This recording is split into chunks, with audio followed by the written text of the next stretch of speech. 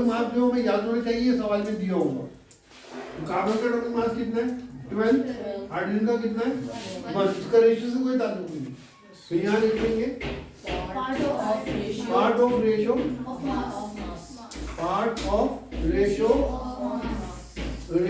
In terms of mass. Atomic mass भी बने और ये रेशियो भी 1 में आ रहा है, इससे हमें इसका इससे कोई ताल्लुक नहीं है। अब हम लिखेंगे क्या part of ratio of atom, part of ratio of atoms, जिसका फॉर्मूला क्या है mass upon atomic mass, given mass upon given mass, चाहे रेशियो की फॉर्म में हो क्या वैसे हो। तो ये मास दे रखा है तो एटॉमिक मास से डिवाइड करना है। तो ये हमें कैलकुलेशन करनी है। कितना आ गया यहाँ पे, एटॉमिक मास कितना है, गिवन मास कितना है 4, एटॉमिक मास कितना है। इसमें अक्सर लोग उल्टा कर देते हैं, गिवन मास नीचे लिख देते हैं, एटॉमिक मास वो गलत हो जाता है। ये ध्यान रखिएगा, गिवन मास अपॉन एटॉमिक, जो गिवन मास है उसको एटॉमिक मास से डिवाइड करेंगे तब नंबर ऑफ एटम्स की रेशियो निकलेगी। मे भी एक्चुअल एटम भी निकल आएगा, एक्चुअल मास दे रखा है तो एक्चुअल एटम भी निकल आएंगे, एक्चुअल मास से एक्चुअल एटम निकलेंगे। तो ठीक है, ये आएगा 1/1, क्या बना यहाँ पे 1 बना, यहाँ कितना बना 1/3। अब आप इसको कॉलम आप चाहे कम भी कर सकते हैं, 1 2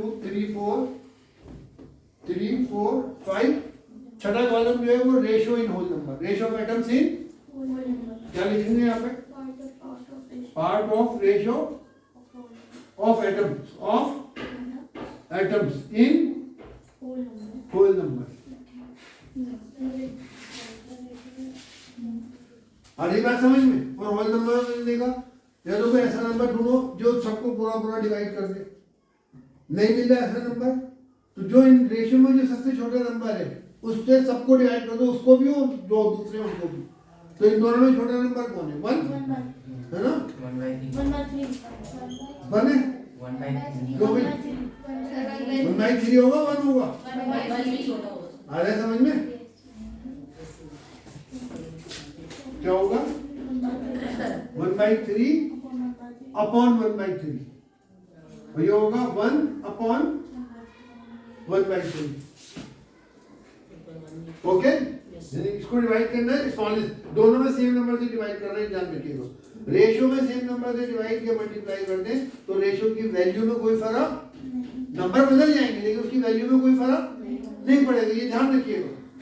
क्या आएगा आपका आंसर 1/3 से 1/3 क्या आएगा आपका 1, और ये 3 कैसे आएगा 1, और ये 1/3 को उल्टा होगी क्या हो जाएगा 3/1, वैसे रूल के हिसाब से 1/3 था रिवर्स हो गया, क्या बन गया 3/1, तो क्या आया आंसर 3 आया। इंपीरिकल फॉर्मूला क्या बना, इंपीरिकल फॉर्मूला C के आगे 1 लिखने की जरूरत नहीं है, अंडरस्टूड होता है, और H के आगे जो उसका नंबर आया उसके आगे लिखो, एटम्स का नंबर सिंबल के आगे लिखो, वो फॉर्मूला बन जाएगा। लेकिन जो वो रेशियो से बना है फॉर्मूला, इसलिए उसे इंपीरिकल फॉर्मूला बोलेंगे। क्या बोलेंगे उसे, अगर एक्चुअल नंबर ऑफ एटम से, अगर हमारे पास एक्चुअल नंबर ऑफ एटम निकल आते तो फिर वो फॉर्मूला या मॉलिक्यूलर फॉर्मूला कहलाता। लेकिन जो कि एक्चुअल नंबर नहीं निकले, एक्चुअल नंबर ऑफ मास भी दे रखा है, एक्चुअल मास भी रेशियो की फॉर्म में दे रखा है, तो इसलिए नंबर ऑफ एटम जो वो भी रेशियो की फॉर्म में निकले, एक्चुअल नंबर ऑफ एटम नहीं निकले, तो इसलिए जो फॉर्मूला बनेगा वो एक्चुअल फॉर्मूला नहीं बनेगा। कौन सा फॉर्मूला बनेगा कि जो रेशियो से फॉर्मूला बनता है उसे इंपीरिकल फॉर्मूला कहते हैं। क्या फॉर्मूला बना CH3, CH4 नहीं बना। 4 कैसे आया था, किसका आया था 4 है, किन दोनों का, तुम दोनों का 4 आया था नहीं हो गया। मैंने क्वालिटी को मैंने इसलिए पूछ रहा हूँ आपसे। सर ये एक्चुअली पहले आपने जब क्वेश्चन रीड करा था तो 3 बोला था, नेक्स्ट टाइम 4 बोला था, हमें लगा 4 एक्चुअली। क्या 3 बोला था सर, पहले जब आपने 1 बोला था तो हमने रेशियो मैंने 4:1 बोली थी, रेशियो मैंने 3 बोली थी, रेशियो क्या बोली थी 4:1। ये मास की रेशियो दे रखी है, आपको समझ में आ गया। इंपीरिकल फॉर्मूले का अगर बुक में जल्दी आइए मुझे इसमें मेन चीज क्या है सबसे पहले कोई याद करने का क्या है इसमें? नहीं, सबसे पहले कॉलम के नंबर ऑफ कॉलम याद कीजिए। नंबर ऑफ कॉलम अगर आपको याद नहीं होगा एग्जाम में बढ़ा भी देंगे और घटा भी देंगे। बढ़ा देंगे तो परेशान होंगे या क्या लिखूं, वो घटा देंगे तो ये परेशान होगा ये नंबर कहाँ लिखूं। तो नंबर ऑफ कॉलम कितने? 6। याद हो गया समझ में? और पहला कॉलम सीरियल नंबर, दूसरा सिंबल जिससे वो फॉर्मूला बनाना, तीसरा एटॉमिक मास या तो आपको याद होना चाहिए या सवाल में उसमें कोई चेंज नहीं करना। और चौथा column ratio of the part of the ratio. वैसे रेशियो ऑफ द मास होगी लेकिन हम यहाँ लिखेंगे पार्ट ऑफ द रेशियो, अलग अलग लिख रहे हैं। अगर मिला के लिखते हो तो रेशियो ऑफ द मास के लाते। और मास की रेशियो से फॉर्मूला नहीं बनता। फॉर्मूला किससे बनता है? नंबर ऑफ एटम्स की रेशियो से फॉर्मूला बनता है। तो मास को एटम में बदलना है तो फॉर्मूला याद होना चाहिए कि हम part of the number of atom क्या होंगे, पार्ट ऑफ द वो रेशियो वाले यहाँ पे पार्ट लिखेंगे हम। तो नंबर ऑफ एटम्स का निकालेंगे, क्या फॉर्मूला है? याद रहेगा फॉर्मूला? क्या फॉर्मूला है? Mass upon atomic mass. Atomic mass से जब मास को डिवाइड करते हैं तो नंबर ऑफ एटम बन जाता है। अगर वो ग्राम में है तो वही नंबर बोल में पढ़ा जाएगा और ग्राम में नहीं है तो खाली नंबर पढ़ा जाएगा। ये ध्यान रखिएगा, बोल को भी दिमाग में रखिए। नंबर ऑफ बोल का फॉर्मूला क्या है? Given mass upon molar mass. वो फर्क क्या था इस फॉर्मूले में उस फॉर्मूले में? ये नंबर ऑफ मोल्स में जब होगा वो ग्राम में होगा और नंबर ऑफ मोल्स में नहीं है, खाली ग्राम नहीं दे रखा, सिंपल रेशियो दे रखी है, सिंपल। तो नंबर ऑफ एटम्स की रेशियो निकलेगी मोल्स में। अब मोल्स की रेशियो अगर निकलती तब भी वो यही होता, रेशियो यही निकलती मोल में। बस फर्क ये वर्ड मोल यहाँ नहीं आएगा क्योंकि मास ग्राम में नहीं दे रखा। पॉइंट समझ में आया? जैसे अब मैं आपको बताऊं, आपकी बुक में ये सवाल दे रखा है, स्ट्रक्चर ऑफ एटम हमारी अगली क्लास में होगा इंशाल्लाह।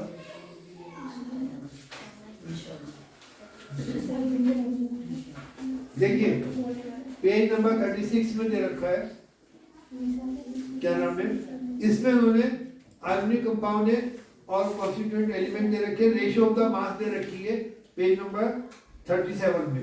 टेबल दे रखी है, calcium oxide ratio of the mass कितनी है? 5:2।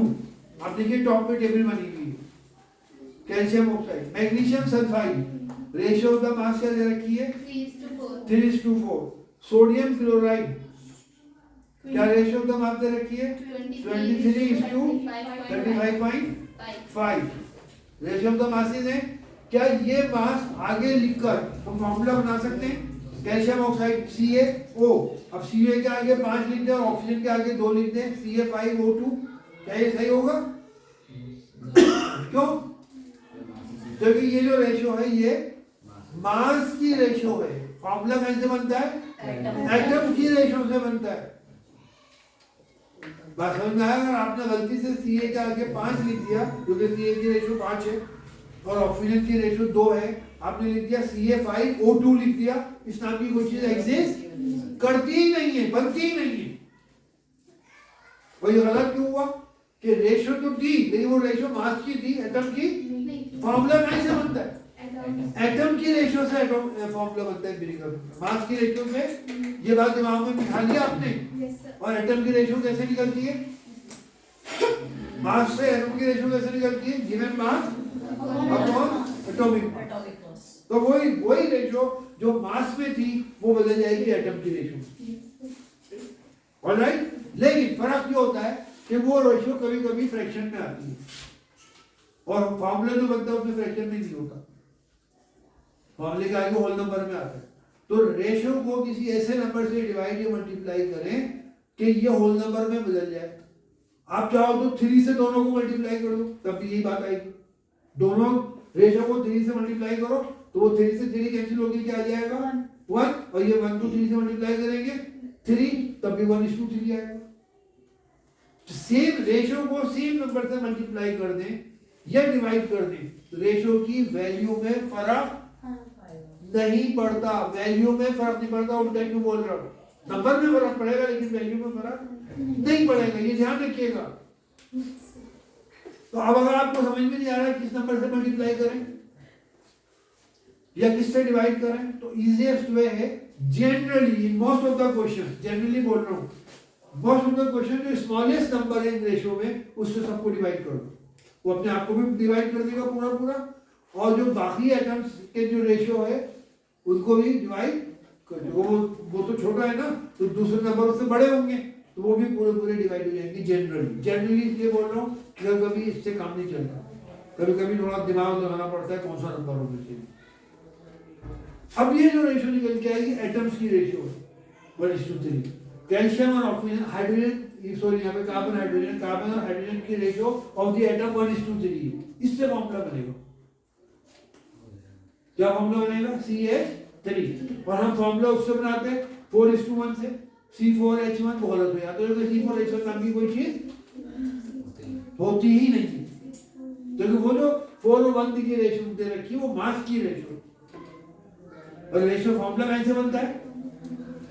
एटम की रेशियो से, मास की रेशियो से।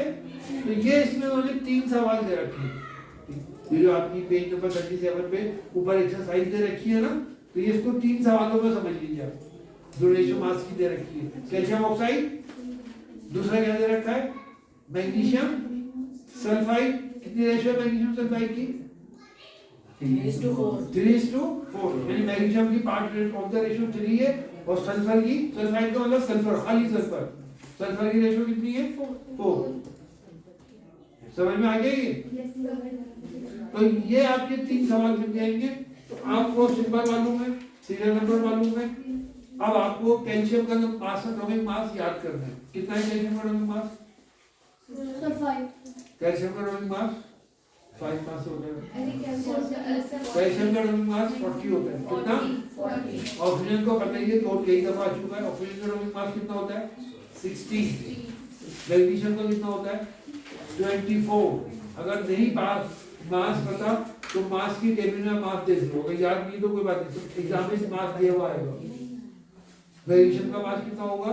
24। सल्फर का कितना होगा?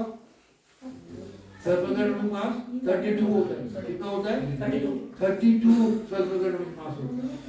ये कुछ एलिमेंट के एटॉमिक मास याद रख लीजिए, मतलब सवाल में आएगा लेकिन उस भरोसे में मत लेंगे, आप रख लीजिए कि भाई कार्बन का 12 होता है, हाइड्रोजन का 1 होता है, ऑक्सीजन का 16 होता है, नाइट्रोजन का 14 होता है, नाइट्रोजन का, सोडियम का 23, मैग्नीशियम का 24, फास्फोरस का 31, सल्फर का 32, क्लोरीन का 35.5। ये बात समझ में आ गई नहीं आ गई? ये आप याद कर लेंगे तो it will become easier for you. Alright, yes तो ये आप 3 सवाल करके लाएंगे, ये आपका असाइनमेंट है। नेक्स्ट क्लास में केमिस्ट्री फिजिक्स की हम आपको वो कराएंगे क्या, साउंड का चैप्टर है ना।